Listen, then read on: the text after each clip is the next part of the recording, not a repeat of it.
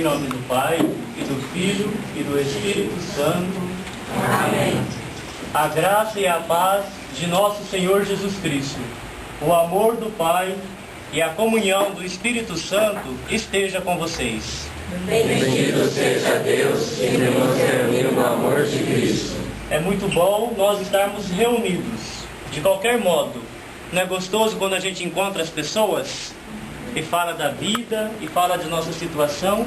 E agora esse nosso encontro, ele é melhor ainda, porque esse nosso encontro é no amor de Cristo, que nos traz toda a vida e todo o amor. Enquanto eles cantavam assim, meu braço aqui arrepiava, sentindo a força de Deus, a vida de Deus presente em nós.